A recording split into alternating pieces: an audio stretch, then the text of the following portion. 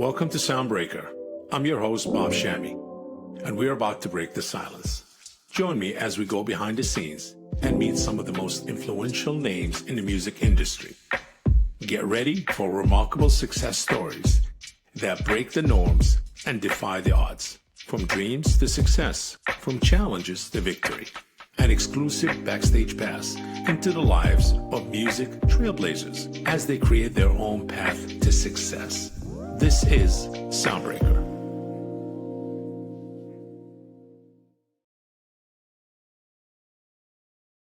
Welcome to Soundbreaker. On today's episode, we're talking to Amanda Schupf, who is a groundbreaker in the music industry. Thank you for joining us. And for our listeners who might not be familiar with you, would you please introduce yourself and tell us a little bit about what you do before we really jump into it more deep? Just give us a little brief. Yeah, of course. Well, it's very nice to be here. Thank you for having me and for reaching out. My name is Amanda, and I currently run a music tech advisory firm advising startups, scale-ups, even music tech companies in the growth space on various ways to connect with the wider music industry. So my goal is to connect the dots between talent and rights and music tech and investors as well. Oh, so you also help people raise capital or funding? I do. That's Great. one of my main Good. offerings. Yeah, it's a new sort of skill set I've developed over the past several years, but that's definitely something I do. Good. We're going to dig into it later on in the interview deeper, if you don't I mind. have no money for you, Bob. Great. Nobody going to say no to money. Absolutely. Okay.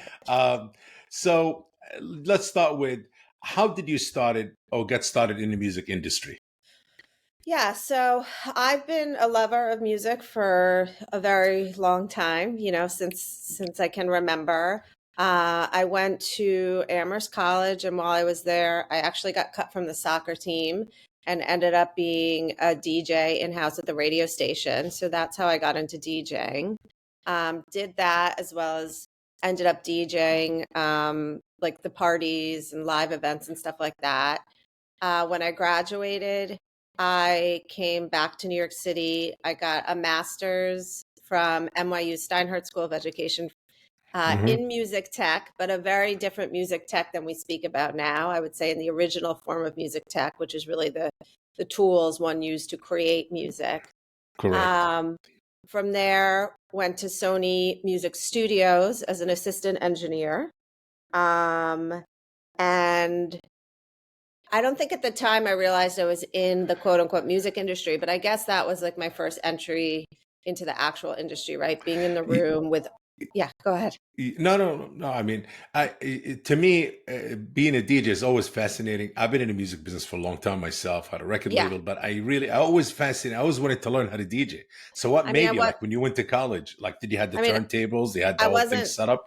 I don't think I was very good, but yeah, I mean, it was like a default. Like I went to try out for soccer and I didn't make it. I wasn't prepared. I hadn't intended to try out. I played in high school. And I ended up there DJing on the radio, the graveyard shift. All of my listeners were local prisoners, very kind people who would call in and, compliment the music I was playing and my voice. And I ended up borrowing the turntables the radio station had and all of the records the radio station had to then go out and do parties.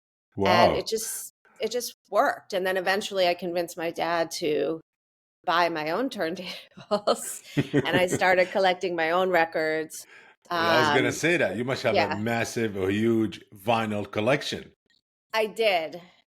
And then unfortunately in my early 20s, during a transitional time, in order to pay the rent, I sold everything, which I regret hugely. Probably you would sold it the triple right now, if not even more. I think more. Yeah, I had a whole setup in my apartment in Brooklyn. It was cool. I used to be cool. Yeah. What type of music mostly you played? All hip hop, like all early, all like 80s, 90s hip hop. Yeah. Old school. And like, I guess early 2000s. Yeah. So all like Biggie, Tupac, Mobb Deep, stuff like that. Fascinating. I mean, this is the root of starting in the music business, to I do guess, something but actually in the music. Yes, to learn the basics of it, even. I didn't Amazing. know. I was just like doing it. It wasn't like I don't think I knew. Like I never intended to be like in the business. I guess I just kind of So did would it. I say you are one of the icons or one of the women who opened the door for other women to be DJs in the business back in the day? Because there weren't many, you know that. When I first started, there weren't many. The only you can count them in your hand. There mostly a lot of guys in the business DJing. Yeah, but Yeah. I wasn't. I never was like a famous DJ or anything like that. So I don't know about that. Well, But you are now. Not a no, DJ, but but in the music business. I existed and I DJ'd. So if other Yeah. females saw that and Uh-huh. thought, oh, I could do that, then yes. But it wasn't, it wasn't. But also, like celebrity DJs were not like a Mm, thing like I they are see. now. So Yes, yeah, back then. yeah. So being a DJ and playing hip hop, working the turntables and all of that, how did that influence your decision making in the corporate music world?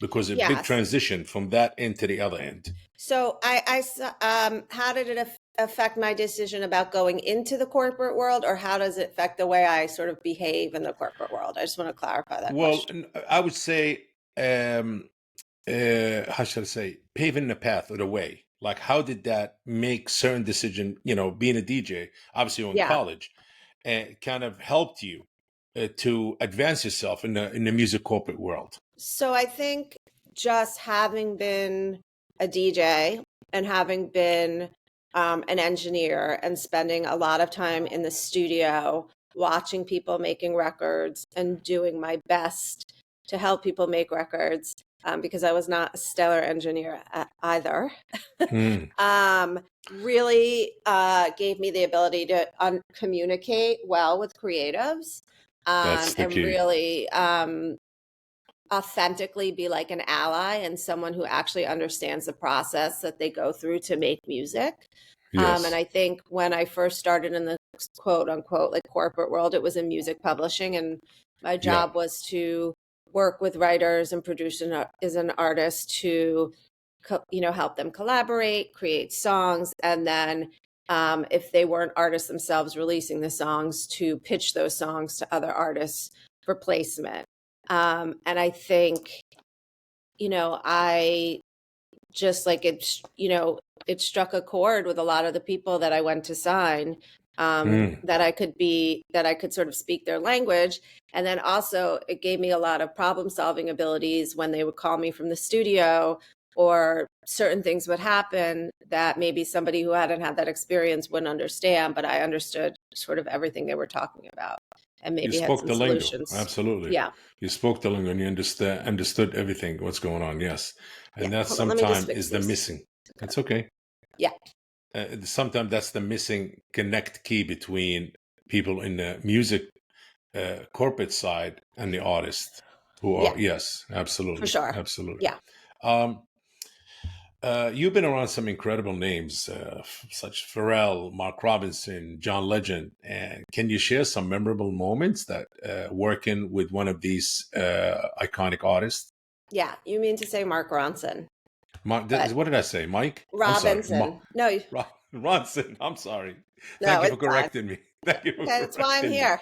Yes, Anyone needs yes, someone to correct them, come to me. yes. That's it. Yeah, so first of all, I'll say those three particular people and Ludacris, who's someone I worked with, are like just some of the nicest people in the entire industry. So Yes. I've been very, very lucky to work with really kind acts who were big when I met them, but really have gone on to be like superhuman. Obviously, Mark and John and everybody. Oh yeah. Pharrell, of course. Now he's a creative director at Louis Vuitton. Correct. So I have a lot of stories. I'd Please say like one of my share. favorite stories Yeah. is I have like a couple Pharrell stories.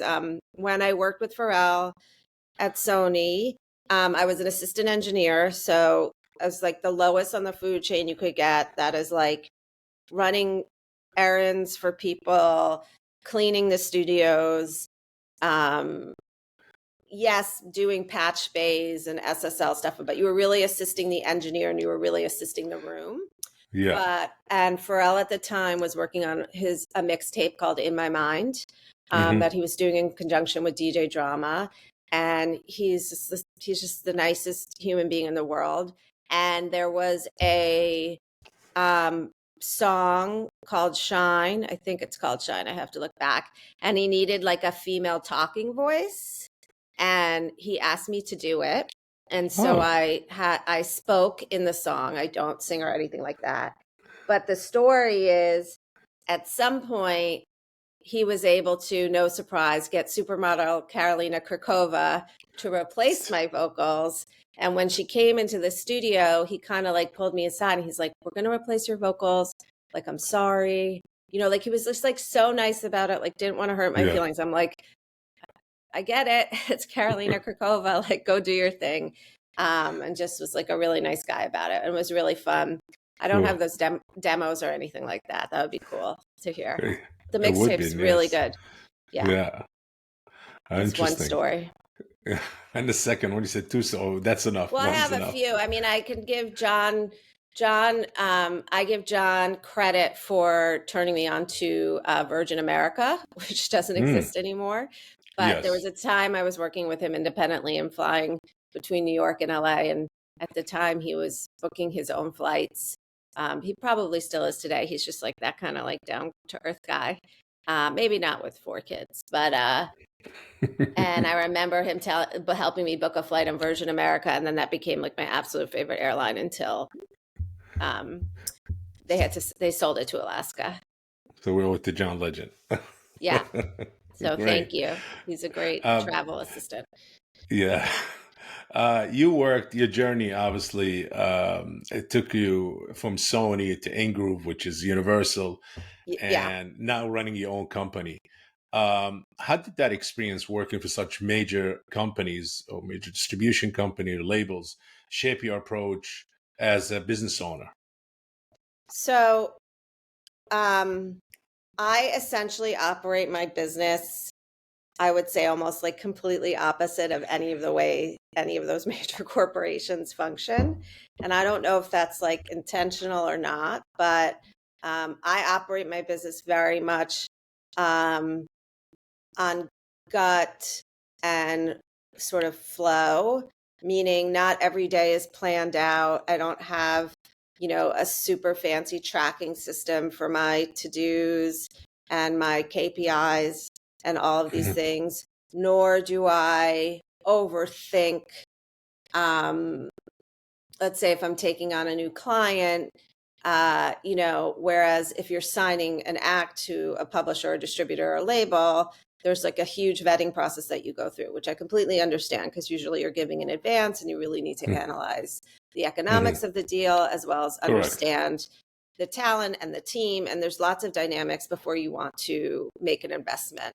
I tend to make investments, whether they're on time or energy or just bringing people into the fold, much more based on gut and like emotional intelligence. So you go with the flow. Relations. What are you saying? I'm very go with the flow. Yeah, which is not a very corporate thing.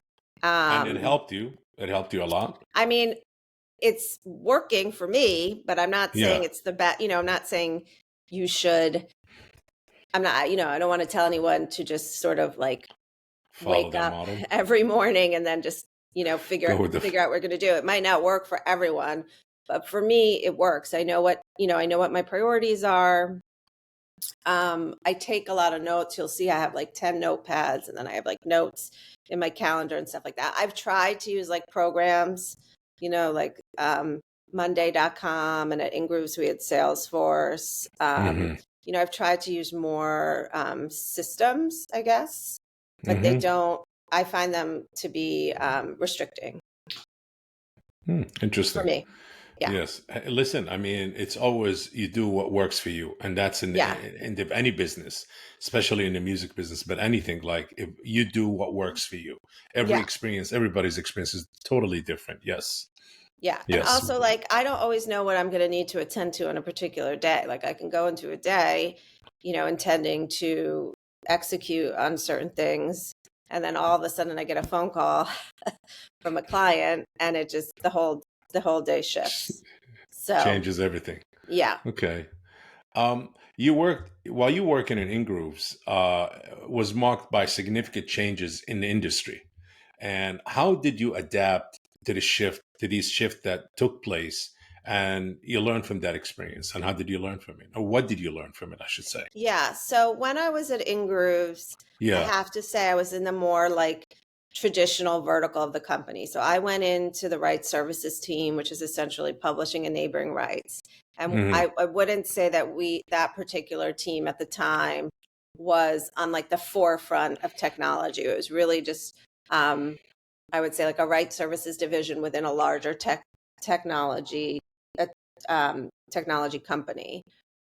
So at that time, there wasn't that much adapting to do. But I do Mm. remember being at sort of like an all hands summit in California where the whole company was there from all the different divisions.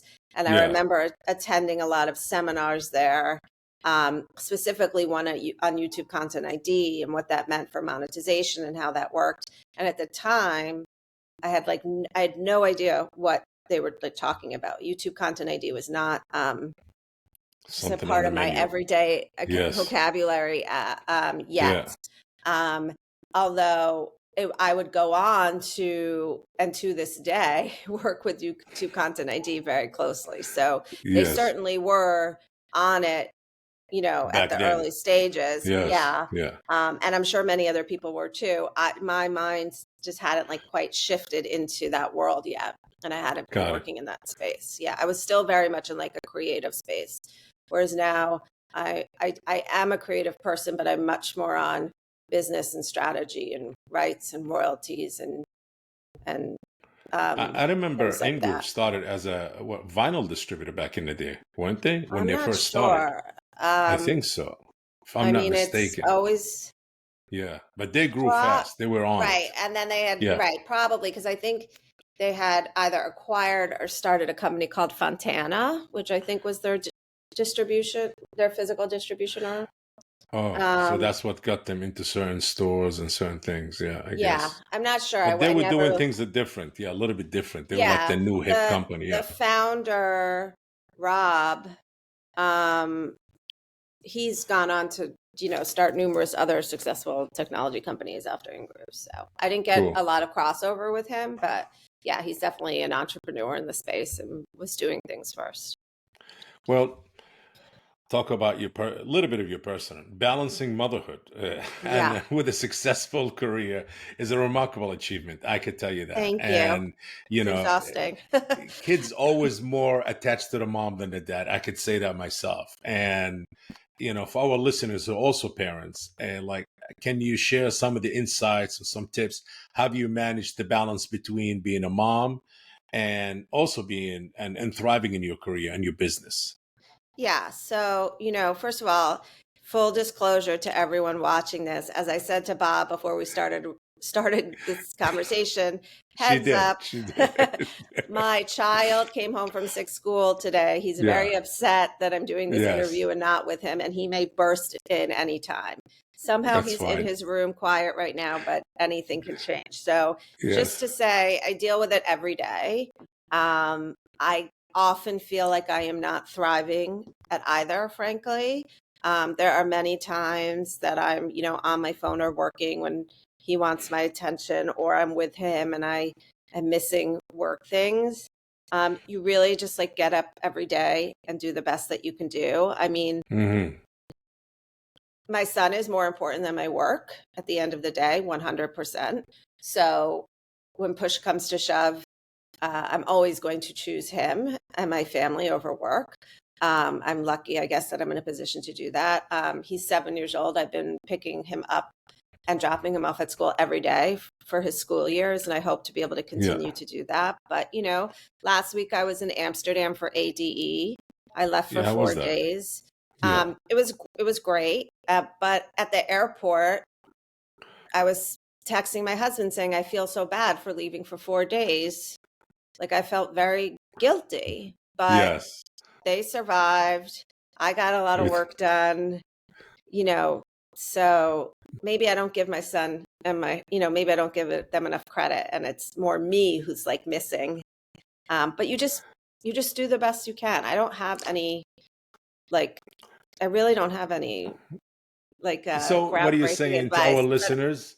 but a It's lot of doable. friends, it's Yes. doable. And I have a lot of Yes. very senior level friends who have kids, and some days they're having a great day at work, and some days, everyone at home is sick and they're, working at home with babies crying all over them, and they're exhausted, and it's hard. It's just like, Yes, it is you just not do the easy. best you can. It is, but You did it it though. is doable. Yes, Yeah. it is. I'm That's trying. it. I'm For our trying. listeners, it is doable. Don't Yeah. give up. Yeah. Absolutely. The music industry known for its challenges and its setback. Can you share some of the difficult moment that you faced and how did you overcome it? Yeah. So, I mean, great question. I've had many a setback. I can say that, um, you know, for example, when I was at InGrooves for Hmm. 4 years, before I left to start my own company, I had already started about thinking about starting my own business, but I hadn't done yet. And actually, InGrooves let me go. I was let go from InGrooves. I didn't choose to leave. Okay. Um, and that was a big shock to the system and very difficult to deal with, and also felt really scary and bad and just like all the things.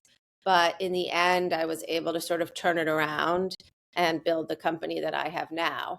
But you know, that was not easy. A lot of tears were shed. Um, and yeah, I mean, you just sort of have to, again, just keep getting up every day and doing, even one small thing, making even one connection, sending one email, when you're feeling like sort of like what's the next So, step, and then you know and keep then you just like striving. work, you just keep striving. Yeah. Yes. Well, bravo. I I mean, there's like that. others, but I'm not ready to Yes. share them yet. No, it's okay. It's okay. Okay. There have been It's not many. easy. But you Yeah. know what?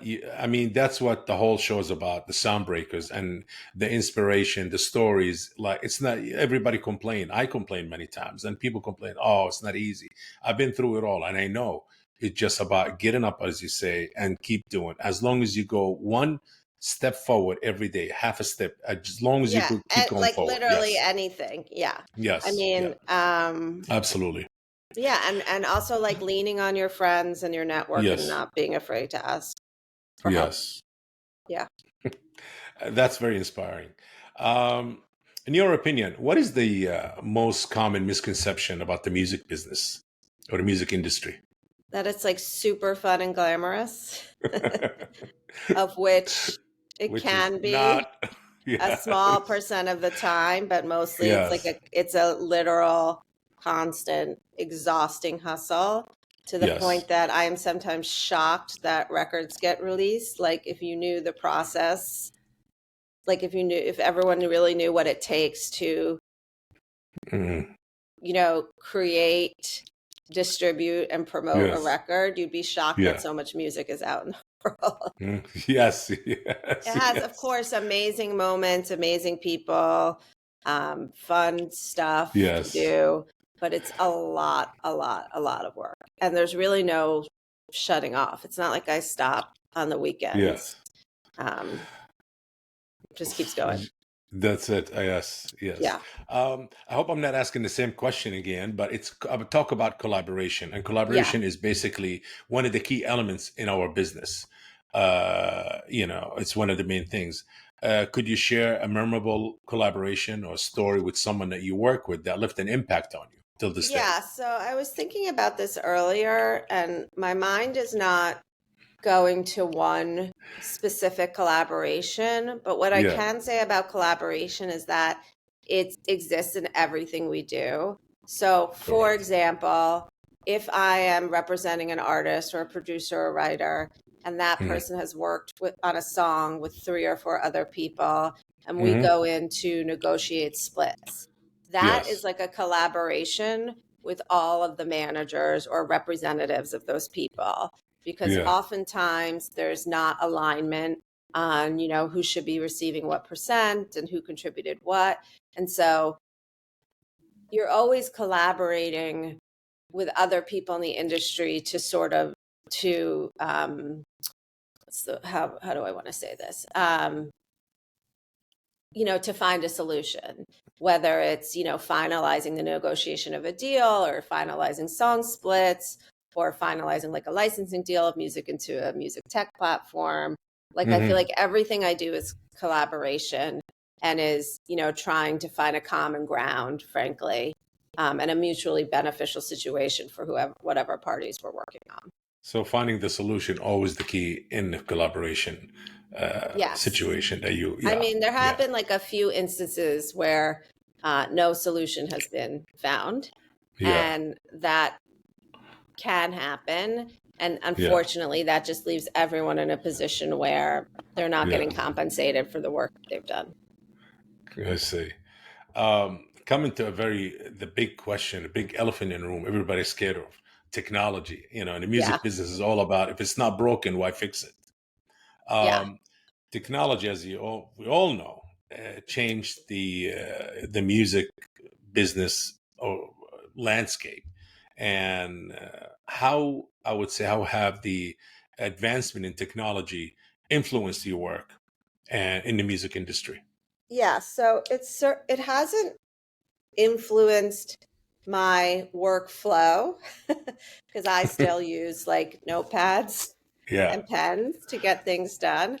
But as far as the pressure it's put on creatives to not only create more music and put more music out and put music out more often, but also to supplement that with all the other content that they are supposed to be, putting out on all the various social platforms, speaking just specifically to that technology. I think it's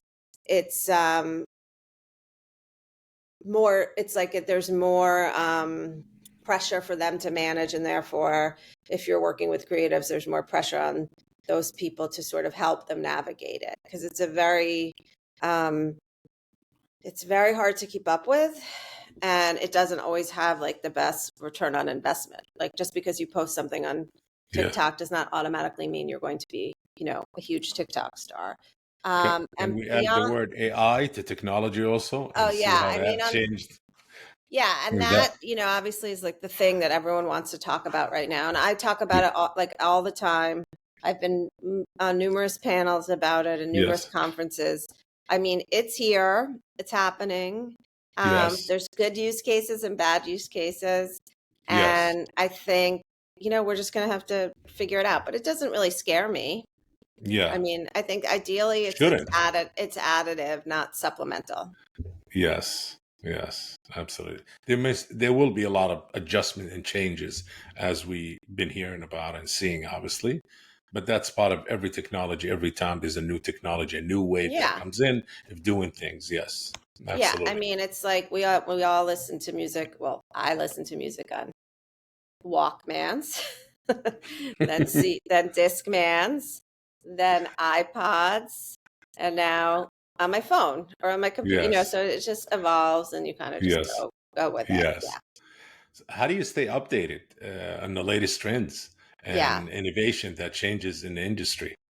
So I try as much as I can to read everything that comes out, but it is literally impossible. There's so much out there talking about all the different things that are happening in the industry. So really, I rely on my network. There's a lot of times I see an article headline, I don't have the bandwidth to read it, and I will literally just text a friend and be like, give me the cliff notes on this, because I'm sure I need to know about it, but you're an expert in this space, or you wrote the article or whatever it is. So can you just talk me through it real quick? I also work with and have a lot of young and up and coming executives. I'm always trying to be, one, just as a human being, friendly to everybody at every level, just because I believe that's what you should do.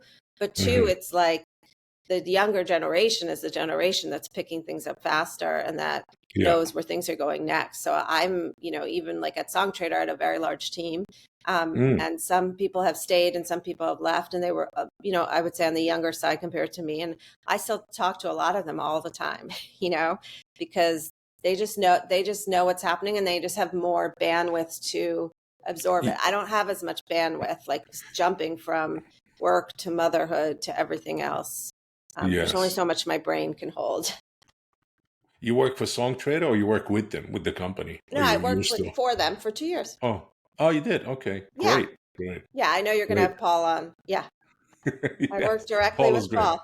Yeah, I He is love great. Paul. Yeah. Yes, yes, absolutely. Great. And they're doing great, obviously. We in a business, they call it, there's a lot of gatekeeping in this Yeah. business. Yes. And I know a lot of our listeners, they, seeking a breakthrough to succeed through that gatekeeping or kept kind of industry. Can you share some of the insights on how individuals navigate through these challenges? And we could Yeah. also talk about I would like to also talk about how do you raise money and all of that to help some of the people who are also looking they have new tech business ideas in the music industry and how to raise money, how to do the steps, obviously, and how can they reach Yeah. you and all of that. Yeah. So as far as the gatekeeping goes, Yes. you can't, some people are accessible and some people aren't. So you can't really change another person's behavior. Like if someone feels that they need to gatekeep and that's their attitude, it's going to be very hard to break through that person to get what you want unless you have like a warm connection to them, right? Like you find somebody else who knows them and then connects you. And I've written about this quite a bit. I've written a few articles on LinkedIn that actually talk a little bit about networking and relationship building. Mm-hmm, mm-hmm. So, it really is a relationship-based business, Very. in terms of just getting things done, getting people to sign off on things, getting people to collaborate. So as much as one can network, Mm-hmm, every one person you meet opens up your circle to another 5 people, opens up, and it just snowballs. So just getting out there, whether it's in person at events, whether it's on LinkedIn, just continuing to meet new people, mm-hmm. but not in a way that you're always necessarily asking for something, just in like a genuine way of like, I'm literally just expanding my network. And like, if you can help me, great. And if I can help you, I'm here to help you. Like, I think that's kind of the best approach. Of course, lots of people are trying Interesting. to sell, sell Yes. music or sell a product or whatever. And Yes. that is Open just an what it is. It's account. Or business. yes. Of course, Correct. Yes. you've got to do your business. But if you're doing like that groundwork of just general networking at the same time that you're going out and doing basically sales, because everything is sales essentially at the end of the day, then Correct. you'll have sort of, a body of people to fall on that may be able to help you along the way at some point. Good. Good tip and insight. And also in regards to what do you do regarding helping people with startups, raising Yeah. money or getting investors or, you know. I mean, it's a matchmaking thing. Hmm. It's Do not you also rocket help them science. with creating their own pitch deck or only just raising money? So I give feedback on pitch decks. I'm not the Hmm. person you want to create a pitch deck. I could use my own pitch deck. I'm not too savvy in Yes. Canva, although I've tried and many people know Yeah. I've complained about it. But of course, I give feedback on decks in terms of, one, if it even makes sense, because sometimes people Yeah. try and come into the industry who are not from the music industry, Yeah. and what they're putting in a deck is like not the right thing for the audience they're going after. Like you have to understand that. Yeah. So of course I'll always give feedback on that, and help people make tweaks and stuff like that, especially on like the copy side and the writing. And then as far as the fundraising goes, like putting 2 writers together, like placing a song with an artist, it's matchmaking. Certain investors want to invest at a certain stage in a company's trajectory, and they're interested in specific, Hmm. specific things. Some want to do AI, some want production tools, some want fan engagement, somewhat creator economy. So my job is to know the players, know what they're looking at, know where they like to jump in on the investment trajectory, and also know their personalities, get to know the founders, and then, make a match where I can. Got it. How important is a pitch deck? Is it really important, or It's a you really good selling yourself question. as? Yeah. Yes. I mean, and there's two sides of it. One is the pitch Yeah. deck, read, and then you got to sell yourself or sell the So, product. Or yeah, that's a really good question. You definitely need one, right? Mhm. Unless I don't know that anyone would invest in a company without seeing some idea of what the company is and what its goals are and what its financials are. But it's not as important as the person, the way they work, the way they approach things, their ability to execute, and their vision. The best pitch deck is not going to land you an investment. You have to land the investment. Yeah. Got it. Got it. Interesting. That's a very helpful tip for everybody out Yeah. there. But you do need Yes. it. So you can't just be like, hey, come meet with me. I have an idea. You need to put something that people can see. They need to read it. They need to go back to it and ask certain questions. Yeah. Yes. Or Okay. just be able to have a visual representation, high level view of, the problem, the solution, the traction, the ask, and then what are you using the ask for? I see. Interesting. Interesting. I'm sure there's a lot of details there, the percentages when somebody invests in the company, what kind of percentages they get and all. But that comes later, right? So that comes when you have someone ready to commit to an investment and or show interest. But even getting to that stage, once you're there, then you figure that out. Sure. Yeah. That's easier, I think. Well, these are valuable insights, that's for sure. I'm sure our listeners, they'll find all of this incredibly helpful. Before we wrap it up, anything you want to promote? Is something that you want to surprise us with? You're working on? You want to drop something? Yeah. A new technology, a new release? Yes, I've just invented a new technology this morning. I can't wait. Yeah. It's going to change the music industry forever. And everyone should buy it right now. No. I would say one tip is don't tell people you're revolutionizing the music industry, because it's just not anyone who says I'm going to change everything right now with one thing, I am running away from. But I mean, just I'm here. My job is to help connect dots. So you can find me on LinkedIn. I have started working with a couple of different organizations who are also sort of in the space of accelerating for music tech startups. One is the ADE startups. They just started this year, which is why I was in Amsterdam, and we had an initial class of 8 startups that were all being paired with as mentors, and that was great. And I've also just joined the advisory board for a new organization called Music Tech UK, which is also there to help advocate for startups and facilitate movement in the industry, so to speak. I know I'm letting all the marketing people down, but I like to be very involved in sort of mentoring and organizations that are trying to be helpful. Nothing really too specific. Hey, you know what?